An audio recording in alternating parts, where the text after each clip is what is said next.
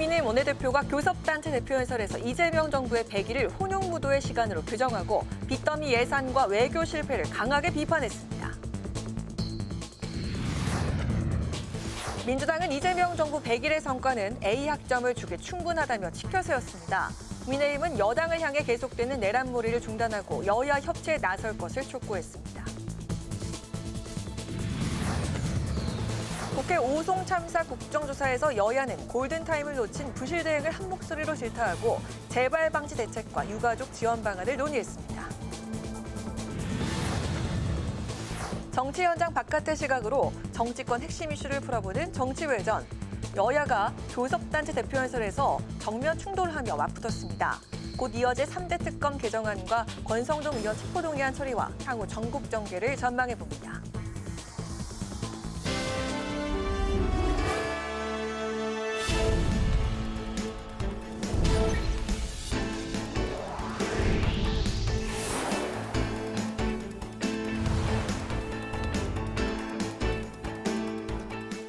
여러분 안녕하십니까? 9월 10일 수요일 국회 라이브 6 시작하겠습니다. 국회는 본회의를 열고 송원석 국민의힘 원내대표의 교섭단체 대표연설을 들었습니다. 송 원내대표는 정치 보복과 반시장 정책으로 민생과 경제가 무너지고 있다고 비판했습니다. 김동길 기자입니다. 송원석 국민의힘 원내대표는 이재명 정부 출범 100일을 어리석은 군주가 세상을 어렵게 만든다는 뜻의 사자성어인 혼용무도라고 평가했습니다. 야당과의 협치를 파괴하고 탄압과 정치 보복에만 몰두했다고 비판했습니다. 국회 본청에 있는 야당 원내대표실까지 밀고 들어오는가 하면 당 사무처 직원들의 핸드폰, 노트북, 차량, 여행 가방까지 대거 압수수색을 했습니다. 독재 국가에서나 벌어지는 정치 폭력입니다. 송 원내대표는 정부가 제출한 내년도 예산안 728조 원은 올해 대비 55조 원이 증가했다며 건전 재정의 뚝을 무너뜨린 빚더미 예산이라고 지적했습니다. 또 내년 지방선거용 현금성 예산이 대거 포함된 포퓰리즘 예산은 예산안 심사 과정에서 철저히 가려내겠다고 강조했습니다. 이와 함께 송 원내대표는 국회에 여야정 재정개혁특별위원회를 구성해 재정건전화법 제정과 제로베이스 예산제도 도입을 논의하자고 제안했습니다. 10년 전에 비해서 약 10%포인트나 상승한 것입니다. 이 때문에 AI, 로봇, 양자 컴퓨터와 같은 최첨단 전략기술 확보를 위한 과감한 투자에 큰 제약을 받고 있습니다. 송 원내대표는 한미 정상회담을 빈손회담으로 규정했고 대북 정책은 굴욕적인 저자세라고 비판했습니다. 자동차 관세 도대체 언제 15%로 낮아지는 겁니까? 쌀과 소고기를 비롯한 농산물 개방 정말 막았습니까? 정권 취적을 위한 평화쇼의 허상에서 깨어나십시오. 지금 대한민국에 필요한 것은 당당하고 실질적인 대북 억지력 강화입니다. 송 원내대표는 민주당이 강행 처리한 노란봉투법과 더 센 상법 개정안의 후속 보완 입법에 착수하겠다고 밝혔습니다. 또 민주당이 추진하고 있는 검찰 해체 사법은 국회 사법개혁특위에서 논의해야 한다고 강조했습니다. 더불어민주당은 송 원내대표 연설에 협치를 빌미로 협박하는 대국민 협박 시위라고 혹평했습니다. 협치를 빌미 삼은 협박을 멈추고 국민을 위한 잘하기 경쟁에 함께하기를 바랍니다. 국회는 다음 주 15일부터 나흘간 대정부 질문을 진행합니다. 국회방송 김동길입니다. 이재명 대통령 취임 100일 기자회견을 앞두고 더불어민주당은 국민과 정부가 새로운 역사를 써가고 있다고 호평했습니다. 국민의힘을 향해서는 내란 세력과 절연하라고 촉구했습니다. 한편 국민의힘은 민주당이 계속 계엄을 언급하며 국민의힘에 대해 내란몰이 중이라고 비판했습니다. 김동희 기자의 보도입니다. 정청래 더불어민주당 대표는 이재명 정부의 100일 국정 운영이 A학점이라고 호평했습니다. 민생 회복 쿠폰으로 소비 심리를 녹였고 GDP도 최대 성장폭을 기록했다고 설명했습니다. 국민께서 가장 큰 변화를 체감하는 분야는 단연 경제입니다. 이재명 정부 출범만으로 경제는 안정되었고 코스피는 3,200으로 뛰었습니다. 외교 성과를 놓고도 G7 정상회의와 한일 한미 정상회담을 언급하며 압도적 만점이라고 평가했습니다. 국민의힘을 향해선 내란 세력과 절연하라고 거듭 촉구했는데 정청래 대표의 교섭단체 대표 연설 중 송원석 국민의힘 원내대표가 망언을 했다며 의원직 사퇴를 촉구했습니다.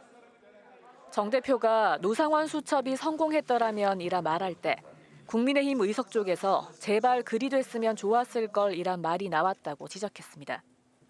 국민의힘은 더불어민주당이 계엄을 고리로 야당을 내란몰이 중이라고 주장했습니다. 정청래 대표가 전당대회 때부터 강성 이미지를 강조하며 내란 정당 해산을 내세워왔고 협치도 요원해 보인다고 지적했습니다. 야당에 대한 내란몰이 협박, 이것으로 지금 점철돼 있었던 연설이다 보여지고요. 예. 반면에 협치라는 단어는 연설 중에 한 번도 사용이 안 됐습니다.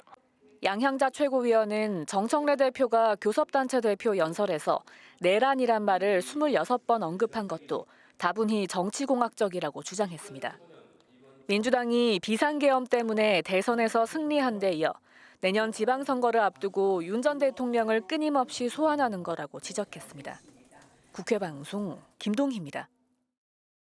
재작년에 발생한 오송 지하차도 참사와 관련한 국회 국정조사가 관련 기관의 업무 보고를 시작으로 본격화됐습니다. 여야 의원들은 골든타임을 놓친 인재라고 질타하면서 피해자와 유가족 지원 그리고 재발 방지 대책을 논의했습니다. 김희연 기자입니다. 오송 참사는 2023년 7월 충북 청주 오송에서 주변 하천 범람으로 지하차도가 침수돼 14명의 사망자와 16명의 부상자가 발생한 사건으로 행정안전위원회가 진상규명과 재발 방지를 위한 국정조사에 나섰습니다. 참사 발생 전 충북도 재난안전과로 하천 범람 위험에 따른 주민 대피와 교통통제가 필요하다는 전화가 최소 3차례 있었는데도 골든타임을 놓쳤다는 지적이 나왔습니다. 특히 2년이 지난 현재까지도 검찰 수사에서 접수자가 누구인지 특정이 되지 않아 부실 수사 의혹이 제기됐습니다. 접수자에서 누군가 특정이 되지 않았어요. 그래서 이것이 상부로 보고가 됐는지, 보고됐는데 조치가 안 이루어진 건지, 아니면 그 접수자 본인이 임의로 이거 판단해서 종결 처리한 건지, 이 부분에 대해서 검찰이 수사가 없어요. 이게 무슨 수사를 한 겁니까? 또 오송 참사에 중대재해처벌법이 처음 적용됐는데 김영환 충북지사만 불기소 처분을 받은 것을 두고 봐주기 수사 의혹도 제기됐습니다. 중대재해법 제9조 관련돼서 똑같은 의무와 책임이 있는 걸로 알고 있는데 왜 청주시장은 기소가 됐고 더 큰 책임이 있을 듯해 보이는 충북지사는 피해갔냐 이겁니다. 노만석 검찰총장 직무대행은 김 지사에 대한 불기소는 중간 처분이고 유족 측의 항고로 원점에서 점검하고 있다고 밝혔습니다. 재발방지책과 관련해 국토부는 지난해 4월 도로터널 방제와 환기시설 설치 및 관리 지침을 만들었습니다. 하지만 내부 지침에 불과해 법적 구속력이 없을 뿐만 아니라 각 지자체가 내용을 모른다는 지적이 나왔습니다. 국토부가 구속력이 있는 어떤 대통령령 개정안을 위반을 해서 국무회의를 통해서 직접 개정해서 기준을 반영할 수 있는 권한이 있는데 현재 2년이 지나고도 왜 이것이 아직 고쳐지고 있지 않나라고 하는 것에 문제를 삼고 있는 겁니다. 이 밖에 여야 의원들은 별도의 특별법을 만들지 않더라도 유가족과 피해자들이 다른 참사의 특별법에 준하는 지원을 받을 수 있도록 만전을 기해달라고 당부했습니다. 윤호중 행정안전부 장관은 유가족 피해자들과 계속 소통을 하면서 각종 지원과 추모 사업 등 지원이 이루어질 수 있도록 노력하겠다고 답했습니다. 국회방송 김희연입니다. 여야 원내대표가 3대 특검법을 포함한 쟁점 법안을 논의하기 위해 회동을 진행하고 있습니다. 쟁점 법안에 대한 여야 입장이 팽팽하게 맞서고 있는 가운데 합의가 이루어질 수 있을지 주목됩니다. 전화 연결로 현재 상황 알아보겠습니다. 한규미 기자. 네, 김병기 민주당 원내대표와 송원석 국민의힘 원내대표가 회동을 갖고 3대 특검법 개정안과 정부 조직 개편 관련 법 등의 처리에 대해 논의하고 있습니다. 더불어민주당은 3대 특검의 수사기관과 대상을 늘리는 3대 특검법 개정안을 신속하게 처리하겠다는 입장을 밝혀왔습니다. 정청래 민주당 대표는 어제 국회 교섭단체 대표연설에서 내란에 대한 철저한 진상규명으로 무너진 민주주의를 바로 세워야 한다고 강조했습니다. 송원석 국민의힘 원내대표는 오늘 열린 국회 교섭단체 연설에서 민주당을 향해 다수의석을 앞세운 집권 여당의 폭주를 멈추라고 촉구했습니다. 또 정부 조직 개편에 검찰청 폐지를 포함한 것은 졸속 추진이라며 반대 입장을 밝혔습니다. 한편 합의가 불발될 경우 내일 본회의에는 민주당이 3대 특검법 단독 처리에 나설 가능성이 높은 상황입니다. 국회방송 한규입니다.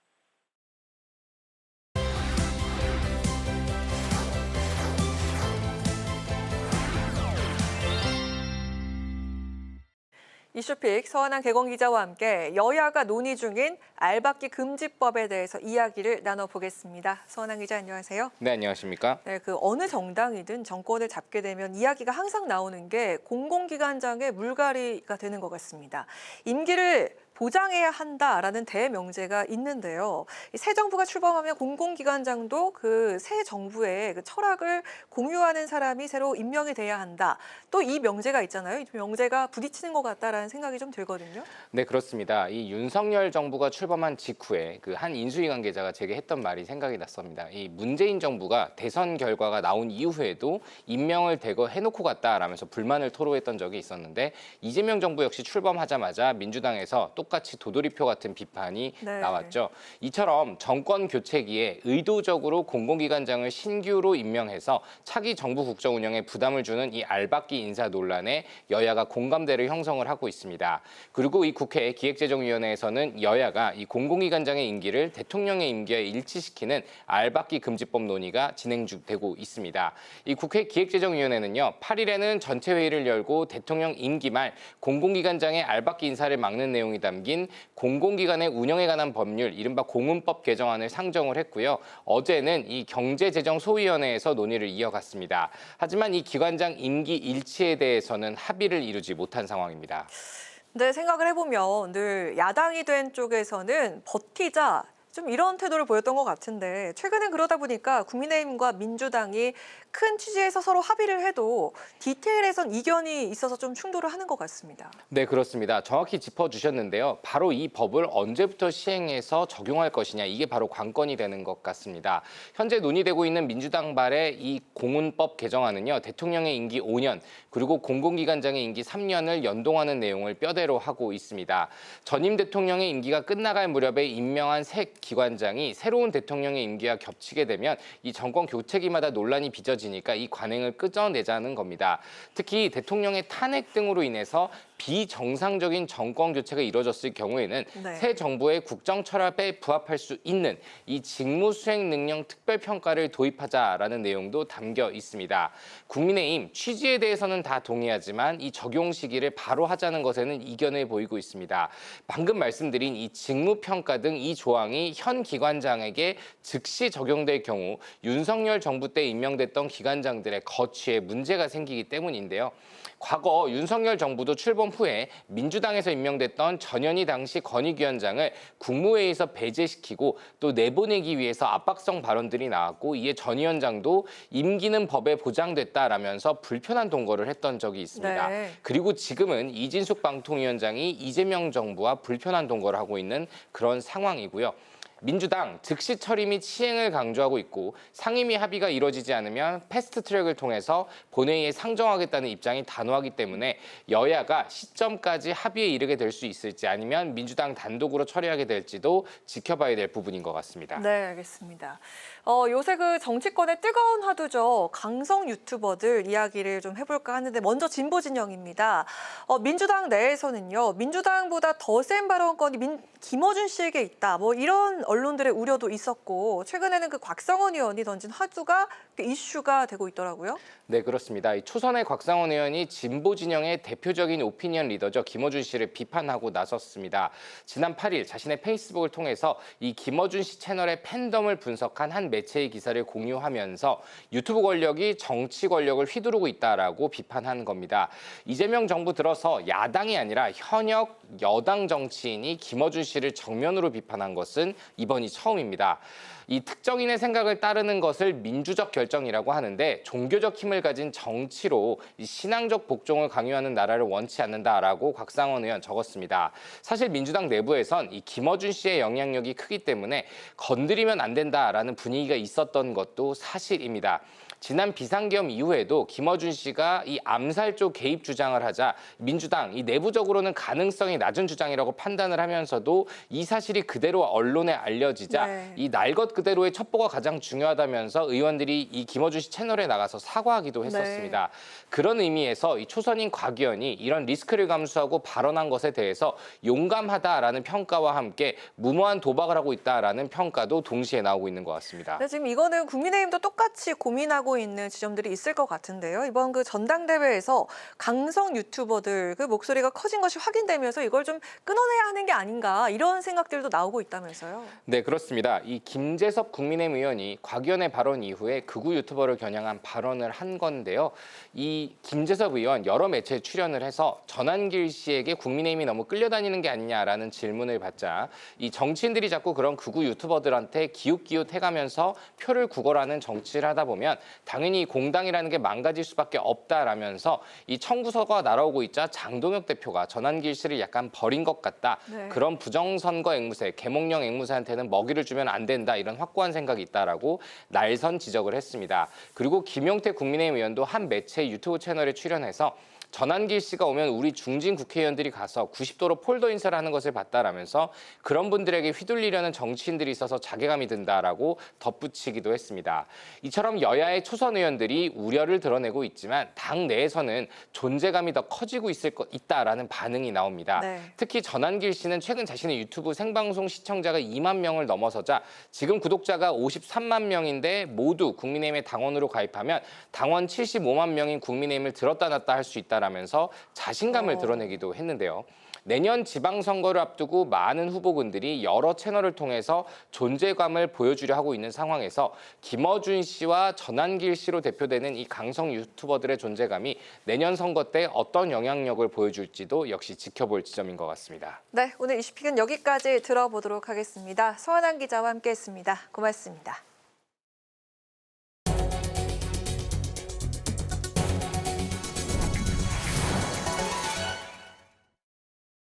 국회 입법조사처가 공무원의 정년 연장을 주제로 세미나를 개최했습니다.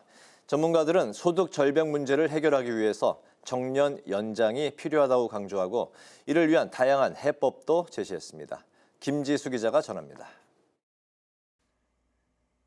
지난해 65세 이상이 전체 인구의 20%를 돌파하면서 초고령 사회로 진입한 대한민국. 민간 부문에서 정년을 연장해야 한다는 의견이 급부상한 가운데 오늘은 공무원의 정년 연장 문제가 집중적으로 논의됐습니다. 이제 퇴직 연령하고 연금 수급 개시 연령이 불일치되는 문제가 이제 대단히 심각한 어떤 이 퇴직 공무원의 소득 공백 문제로 지금 제기가 되고 있는데 지난 2015년 공무원 연금법이 개정되면서 2033년 이후 60세로 퇴직하는 공무원은 65세가 돼야 연금을 받게 된다는 겁니다. 전문가들은 정년 연장이 필요하다는 데 공감하고 이를 위해 임금 피크제 등 합리적인 보수 체계를 마련해야 한다고 강조했습니다. 정년 연장 대상자의 업무량과 직무 범위도 조정해야 한다고 주장했습니다.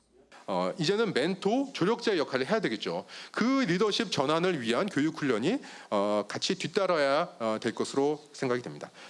정년 연장의 부작용도 지적했는데 국가의 재정 부담이 증가하고 청년 일자리가 감소할 수 있다고 우려했습니다.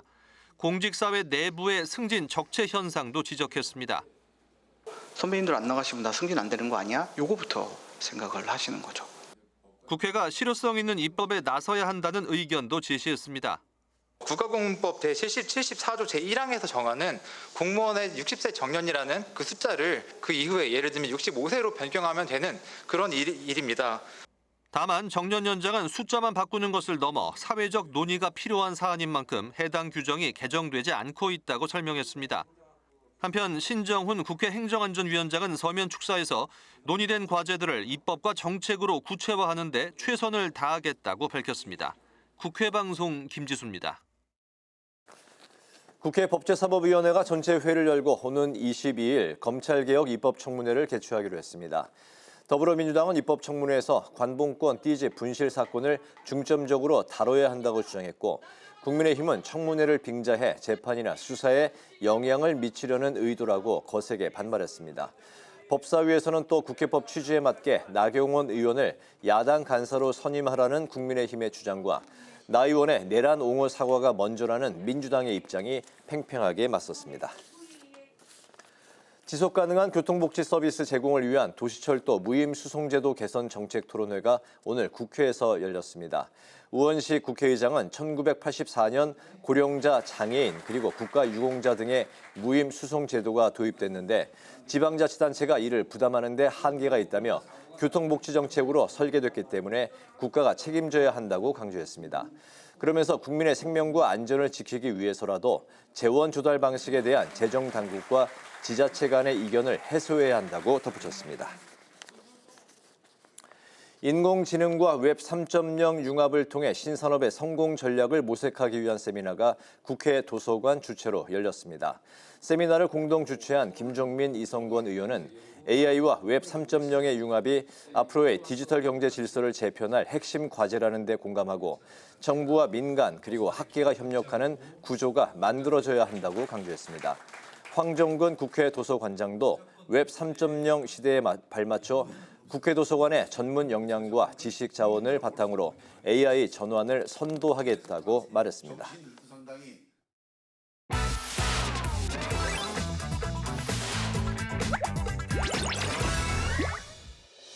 9월 10일 강아랑이 전해주는 정치권의 뜨거운 말말말 강아랑의 정치랑입니다. 오늘 첫 번째 주제, 협치는입니다. 이틀에 걸쳐 민주당 정청래 대표와 국민의힘 송원석 원내대표가 국회 교섭단체 대표연설에 나섰죠. 지난 8일 영수회담에서 여야가 첫 악수를 나누며 민생 협의체를 만들기로 한 만큼 정치 복원을 기대하는 시선이 많았습니다. 내란 청사는 정치 보복이 아닌 각오와 결별하는 일입니다. 국민의힘 의원님들께 간곡히 제안합니다. 내란과 절연하십시오. 내란의 늪에서 빠져나오십시오. 내란 세력과 단절하지 못하면 위헌정당 해산 심판의 대상이 될지도 모릅니다. 말로는 협치를 외치면서 야당 파괴에 골몰하는 표리부동 양도구육의 국정운영 당장 그만두십시오. 걸핏하면 해산 운운하면서 야당을 겁박하고 내란 정당 프레임을 씌워서 야당 파괴, 보수 괴멸의 일당 독재를 구축하려 하고 있습니다. 이 대통령이 더 많이 가진 여당이 양보해야 한다는 발언을 하면서 여야 간 협치를 주문한 바 있지만 하루 만에 또다시 대치 국면으로 돌아간 모습을 보인 건데요. 실제로 교섭단체 연설 내용을 살펴보면 정청래 민주당 대표는 내란 청산을 강조했습니다. 국민과 평화, 헌법 등을 수차례 언급하면서 계엄의 위법성과 개혁의 필요성을 강경하게 주장했습니다. 이에 맞서서 국민의힘 역시 입법과 재정, 외교 분야에서 거대 여당이 폭주를 일삼고 있다면서 강력 비판하는 한편 경제 단어를 가장 많이 언급하면서 민생 경제 지키기에 나서겠다는 의지를 보이기도 했습니다. 여야는 서로의 교섭단체 연설에 대해서 협치를 외면한 건 상대당이라면서 평가절하하기도 했습니다. 협치라는 단어는 연설 중에 한 번도 사용이 안 됐습니다. 대통령 앞에서의 어떤 모습과는 완전히 결이 다른 뒤집는 연설이었다, 이렇게 보여지고 굉장히 실망스러웠습니다. 불과 이틀 전에 여야 대표가 만나 여야 민생협의체 구성에 합의했습니다. 정부 여당의 대화와 타협을 위한 노력을 외면하고 반민주, 반경제, 반통합을 부추기는 준동을 하는 세력은 누구입니까? 어렵게 성사됐던 악수 정국은 여야가 연이틀 주고받은 말폭탄으로 인해 오래가지 못했습니다. 연말까지 계속될 정기국회 내내 입법과 예산, 특검 수사 등을 놓고도 충돌은 계속될 것으로 보입니다. 이어서 두 번째 주제, 이진숙 축출법입니다. 어제 방송통신위원회 폐지법이 국회 과학기술방송통신위원회 법안 소위를 통과했죠. 사실상 자동 해임될 위기에 처한 이진숙 위원장은 기자회견을 열고 강력 반발했습니다. 방송통신위원회와 방송미디어통신위원회를 비교하면은 그 틀이 근본적으로 달라지지 않습니다. 사실상 현판만 바꿔 달게 될 가능성이 큽니다. 가장 큰 변화는 위원장, 저에 대한 조치입니다. 이번 방통위 조직 개편안은 사실상 이진숙 축출법으로 요약됩니다. 법을 바꾸어서 사람을 잘라내는 것, 그것이 숙청입니다. 방송미디어통신위를 신설하는 이 법안에서 논란이 된 건 부칙 조항입니다. 기존 방송통신위원회 공무원이 사무를 승계하면서도 정무직은 제외한다는 규정 때문인데요. 이 위원장은 이 부분을 문제 삼으면서 실체는 그대로인 방송통신위원회 간판만 바꿔 자신을 물러나게 하기 위한 법안이라고 주장한 겁니다. 그러면서 이 위원장은 위헌 소송도 검토하겠다면서 내년 8월까지로 예정된 임기를 스스로 그만두진 않겠다고 밝혔습니다. 느닷없이 기자회견을 열어서 피해자인 양 대국민 호소를 하고 있는 것인데요. 이진숙 위원장은 이진숙 축출법이라고 명명을 했습니다. 방통위의 기능과 역할에 한계가 있다는 지적이 지속적으로 제기가 되어 왔고, 그래서 언론개혁의 일환으로 방통위를 개편하겠다는 것인데, 고작 이준석 위원장 하나 내쫓지 못해서 정부 조직을 뜯어 고치는 줄 아십니까? 방통위 체제를 2인 체제로 만들어서 사실상 방통위원회를 기능 불구의 상태로 만들어 놓은 이런 민주당의 태도로 봤을 때 과연 선의로 이런 것을 할 것이냐. 제가 보기에는 방송이라든지 미디어 장악을 향한 민주당의 의지라는 것이 뭐 어마어마하거든. 민주당은 이 위원장이 축출 프레임으로 사태를 왜곡하고 있다며 스스로를 정치적 희생양으로 포장하려고 한다고 꼬집었습니다. 반면에 국민의힘은 방통위 개편법은 위헌적 졸속 법안이라고 비판하면서 조직 개편으로 방통위원장이 물러나야 한다면 개편 대상인 기재부와 환경부 장관, 금융위원장 역시 모두 물러나야 한다고 지적했습니다. 오늘 11일 국회 과방위 전체 회의에서 방송미디어통신위 설치법을 통과시키겠다는 게 민주당의 방침입니다. 이후 본회의에 상정해 추석 전까지 처리하겠다는 계획이죠. 위헌 소송을 예고한 만큼 미디어 기구 개편을 둘러싼 진통은 계속될 것으로 보입니다. 지금까지 강하락의 정치 랑이었습니다.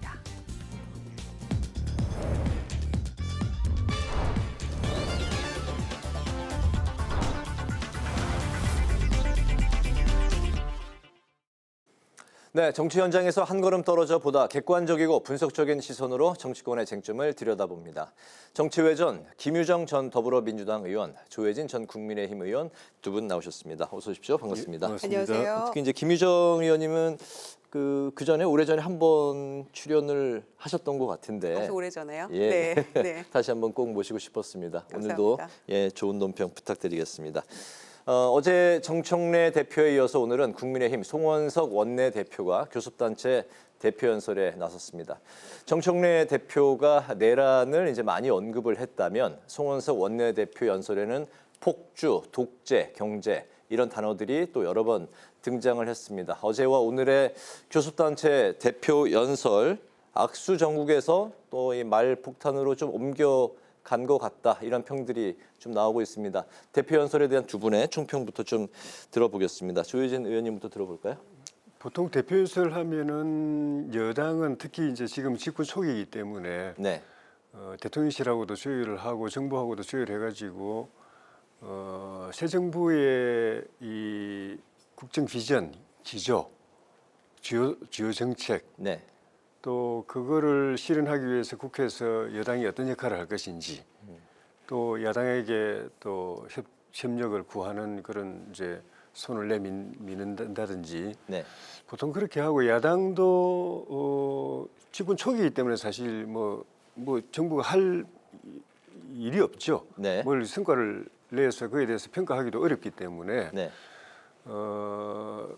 그보다는 새 정부에 대한 주문 그리고 또 야당이 집권 대안 세력으로서 가지는 비전 네. 이걸 또 별도로 그걸 기회 삼아 가지고 또 그걸 국민에게 또 보여주는 그런 연설인데 어제 오늘은 완전히 뭐 다른 정치 연설이었죠. 어제 예. 민주당은 정청래 대표가 여전히 국민의힘 그 전날 대통령 주재로 오찬하면서 서로 손잡고 웃고 했지만은 또 대통령이 서로 잘 지내라고 그랬을 때 알겠습니다라고 했지만은 국민의힘을 그 해산 정당으로 보는 네.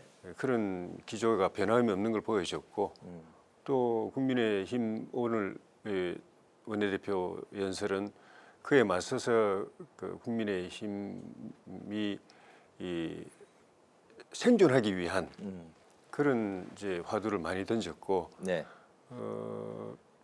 100일밖에 안 지났지만은 뭐 특별히 한 성과를 낼 기간은 아니지만은 이 정부가 보여준 기조들에 대해서 비판하고 그 국민들의 염려나 불안을 대변하는 그런 연설이 돼서 좀 뭐 어제 오늘 다 아쉬운 부분이 있습니다. 네네.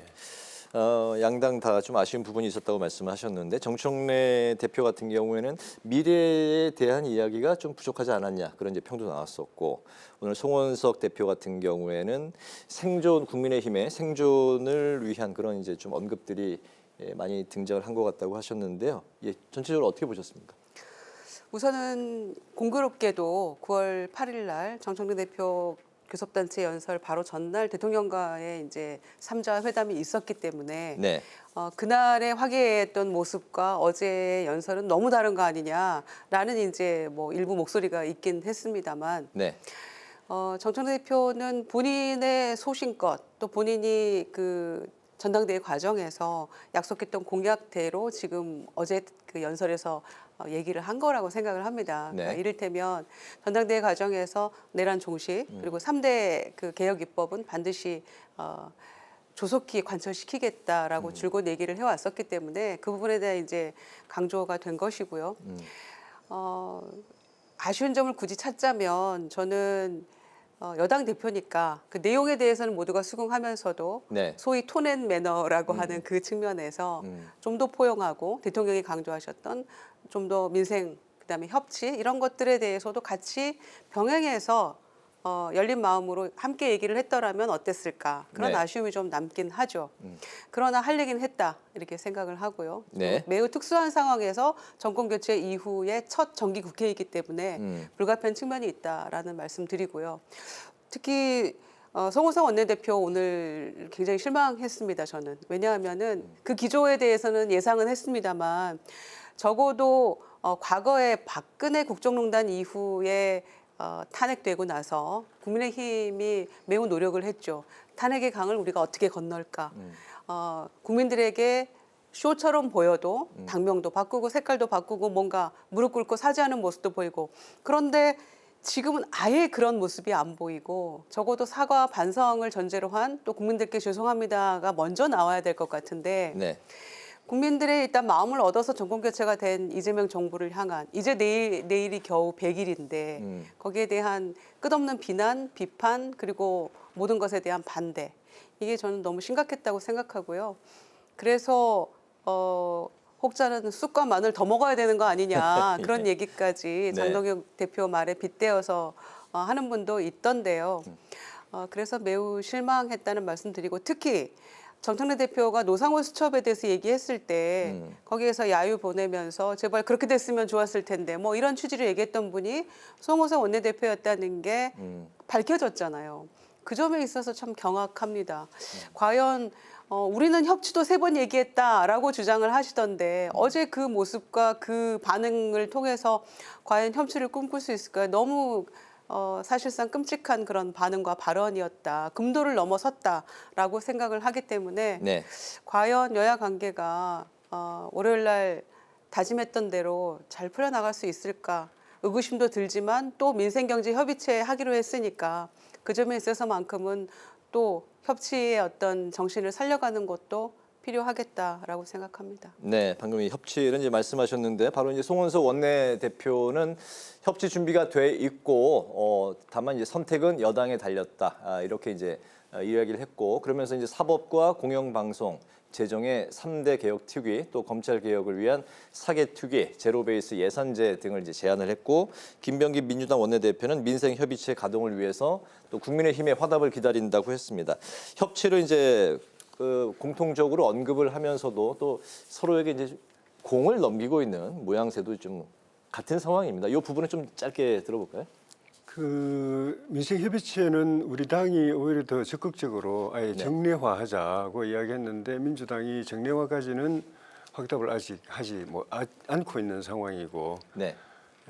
문재인 정부 때도 그런 예가 있었는데 사실상 유명무실해졌고 윤석열 정부 때도 그랬었는데 그래서 그렇게 되는 이유가 이렇게 진심으로 그걸 하고 싶은 생각 네. 상대당을 파트너로 생각하고 같이 소통하고 협력해서 좋은 정치를 해보고 국민들에게 좋은 일을 많이 만들어서 성과를 내서 이렇게 서비스하고 싶은 생각이 있어서 했으면은 그게 지속이 됐을 텐데 네. 그냥 일과성으로 이번에 만났으니까 언론에 발표를 하나 해야 되는 거 아니냐 이런 거 또는 이렇게 민생을 신경 쓰는 듯한 모습을 보여주기 위한 거 정도였기 때문에 다 그렇게 위야무야됐거든요. 네. 근데 지금은 상황이 더 나쁘죠.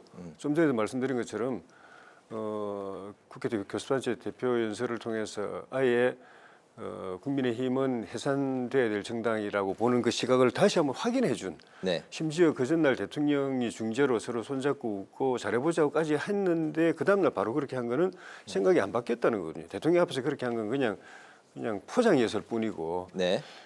그렇게 보면은 민주당 입장에서도 국민의힘을 그런 존재로 보는데 민생협의체 만들어가지고 이걸 제대로 해보겠다는 생각을 하겠습니까? 네. 그래서 그 상황에서는 송원석 대표 말처럼 국정 현안 또 민생 현안을 두고 진지하게 한번 논의해보고 싶어도 그 굴러갈 수가 없는 거죠. 그래서 그 문제 포함해서 국회가 이 협치 대통령이 강조하는 거는 협치의 틀로 굴러가려면은 기본적으로 그 민주당 지도부뿐만 아니라 대통령까지도 네. 포함해서 정권 전체가 국민의힘을 존재를 인정하느냐, 107명의 국민 대표 국회의원들을 인정하느냐, 그 존재를 인정하느냐, 역할과 기능을 인정하느냐, 그것부터 다시 자기들끼리 모여서 정리를 해야 된다고 봅니다. 네네. 그거 아니다. 이 정당은 해체될 정당이다라고 보면 협치란 말 하지 말아야 되고 그냥 그대로 가야 되고 그러면 우리는 장애투쟁을 하든 뭘 하든 이제 할 텐데 실제로는 그렇게 대하면서 말로는 협치를 이야기하니까 우리 당으로서는 그래서 협치하려면 우리 이렇게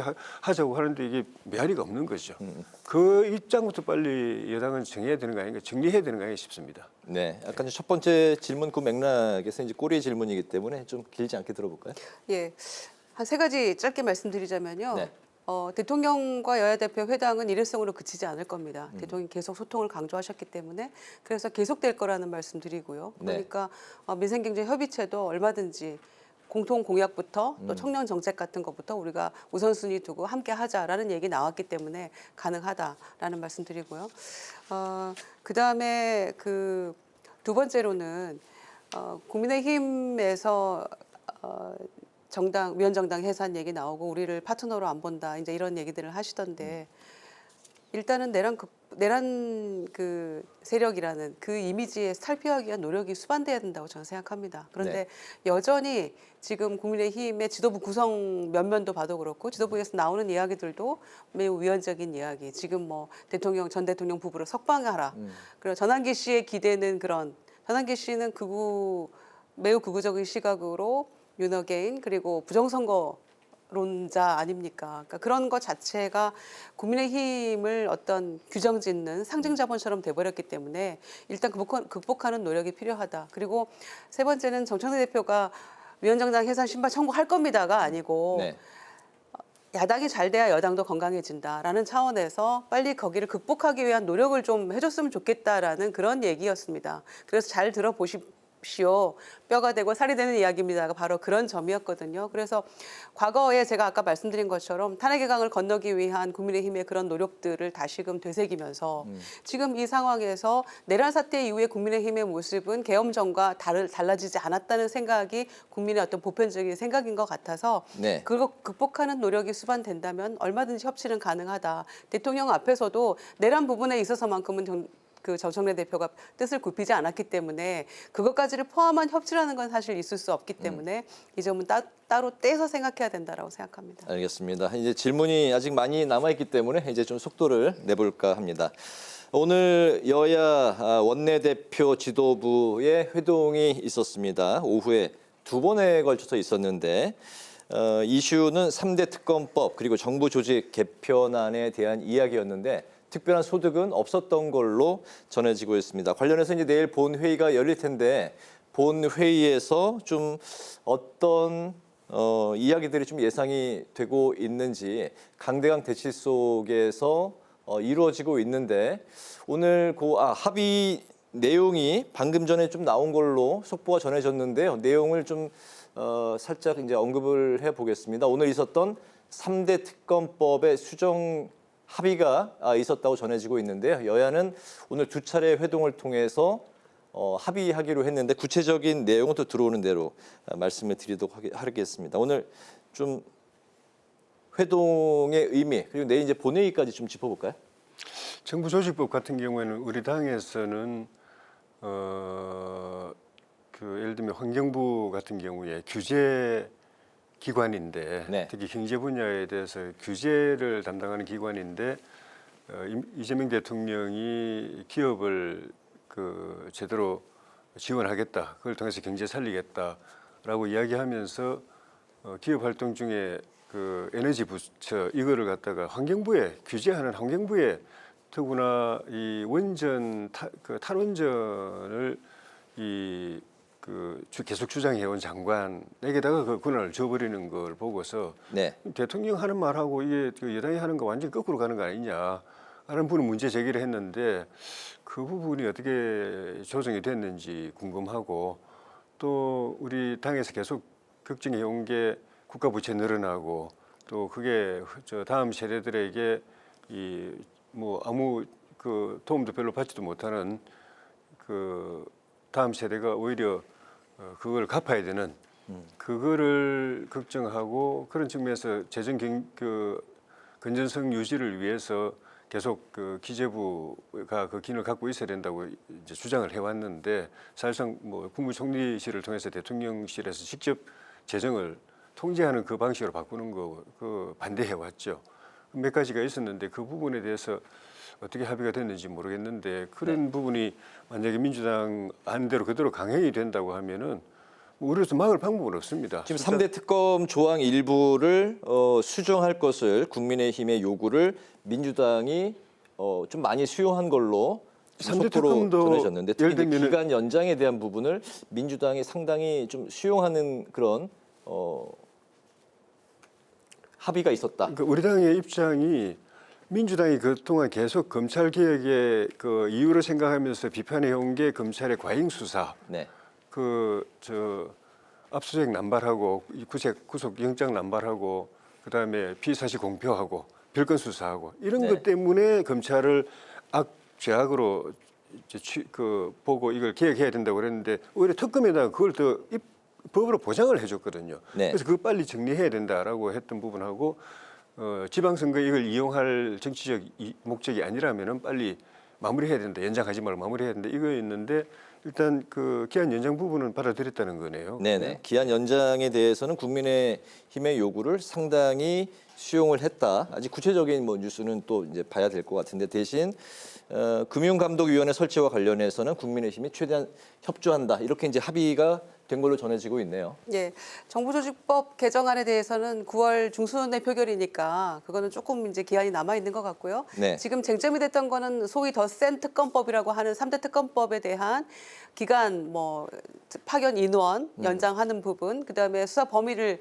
이를테면 관봉 건의 띠지 분실, 네. 뭐 폐기 사건, 뭐 그런 것들을 조금 포함하는 거, 그 세 가지가 이제 큰 범주였는데 대통령도 그렇게 말씀하셨습니다마는 충분히 야당에서 요구하는 부분에 대해서 경청할 수 있다. 그렇게 얘기했던 걸로 기억이 납니다. 그래서 오늘 논의 가운데에서 일정 부분 합의된 게 있다면 저는 내일 본회의에서 수정안을 내면 그걸로 표결 가능하잖아요.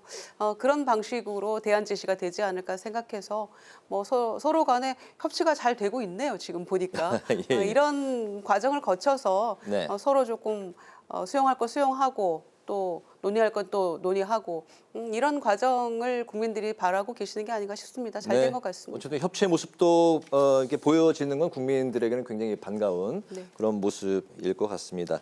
내일 이제 본회의가 열리게 되는데 권성동 의원 체포 동의안 표결이 내일이나 이제 모레에 이루어질 걸로 보입니다. 재적 의원 과반 출석에 과반 찬성이면 가결이 되기 때문에 민주당이 현재 의석수로 충분히 좀 밀어붙일 수 있는 그런 이제 상황이긴 한데요.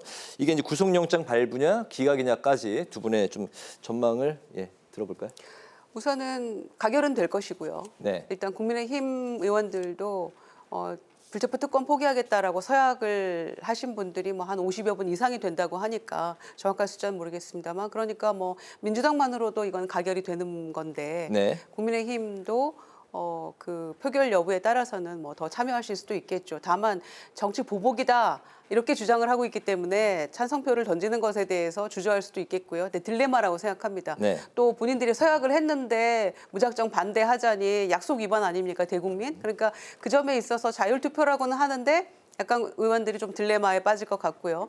권성동 의원의 경우에는 본인 스스로 포기하겠다고 했지만 회기 중에 열리는 건 어차피 절차는 거쳐야 되는 거니까 신상 발언 통해서 가결시켜 주십시오. 이렇게 할 것 같아요. 내일. 그런데 구속영장 실질 심사는 내일 만약에 통과가 된다면 주말쯤 이루어질 텐데 저는 발부가 될 걸로 생각하고 있습니다. 왜냐? 증거가 너무 많습니다. 그러니까 그 윤영호 씨, 통일교 윤영호 씨가 이미 수첩에 명확하게 적시해 놓은 바가 있고요. 윤 씨가 구속영장 이제 구속된 상태 아닙니까? 윤 씨의 구속영장 자체에 권성동 의원의 불법 정치자금이 적시되어 있고요. 그다음에 뭐 사진도 있고요. 또 차명폰으로 윤영호 씨랑 통화 시도하려고 했던 택배기사 전화번호로 뭐 이런 것들이 있었잖아요. 보도된 바가. 그래서 저는 증거가 너무 확실하게 있고 또 증거 인멸하려 했던 그런 흔적들이 보이기 때문에 영장은 발부되지 않을까 조심스럽게 예측해 봅니다. 네, 체포 동의안 가결과 구속영장 발부를 조심스럽게 전망을 하셨네요. 민주당이 뭐 부결시킬 사람은 없을 거기 때문에 민주당 의석만 해도 가결이 되겠죠. 그런데 이제 우리 당에서 뭐 소위 말해 이탈표가 나올 것인가 하는 것들을 이렇게 많이 이제 주시를 하고 있는데 그냥 그 이전에 예를 들면 뭐 그 윤석열 대통령 탄핵 같은 경우에는 뭐 사실상 공개 투표인데도 그 만약 이탈표가 있었잖아요. 근데 이거는 또 그 비공개 투표이기 때문에 누가 뭐 가결표를 던진다 하더라도 알기 어렵고 한 그런 정황을 보면은 우리 당 안에서도 조금 동요가 있을 수가 있겠다는 생각은 드는데 그 발부가 된다고 그러니까 결의가 된다고 하더라도 영장 발부가 될 것이냐 그 부분은 일단 실질 심사할 때 검찰 특검에서 얼마나 이 영장 판사에게 제대로 된 증거를 제시할 수 있느냐. 근데 증거가 제대로 제시가 됐다고 하면은 이제 본인은 지금 그걸 부인하고 있기 때문에 증거가 제대로 된 확실하게 제시된 상황에서 본인이 부인하면은 보통 이제 영장 판사들이 이거는 증거인멸, 도주우려가 있다 이렇게 보거든요. 그래서 이제 발부를 하게 되는데 제대로 그 입증이 안 된 상황에서 본인이 부인하면은 이거는 영장 판사들이 보통 다툼의 여지가 있다.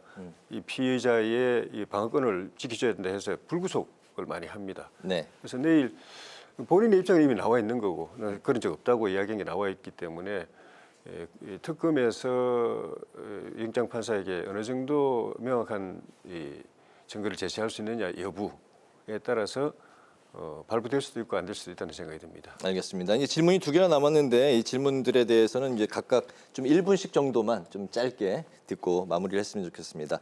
내일 이재명 대통령이 벌써 이제 취임 100일째를 맞아서 기자회견을 이제 갖게 되는데 정청래 대표는 그동안 이제 100일에 대한 평가를 A 학점, 그리고 이제 송원석 원내대표는 혼용 무도의 시기였다, 이렇게 이제 평가 절하를 했습니다. 두 분의 이재명 대통령 100일의 성적표가 궁금한데요. 혼용무도 어리석은 군주가 세상을 어지럽힌다. 이것은 지난 윤석열 정권 3년에 대한 자기 고백성 발언이라고 생각합니다. 그래서 뭐 그거는 의미 없는 얘기라고 생각하고요. 이제 100일 된 이재명 대통령을 향한 너무 과도한 금도를 넘어선 발언이 아닌가 이렇게 평가합니다. 이재명 대통령 100일 취임, 그러니까 100일 기념 뭐 선물이라고 할까요? 코스피가 사상 최고치 찍었잖아요, 오늘. 네. 얼마 전에 3,000 넘어서 다들 깜짝 놀랐는데 이제 사상 최고치까지 올라갔으니까 100일 선물이라고 생각하고요. 이재명 대통령이 대선 전후로 계속해서 국정 운영의 3가지 방향, 네.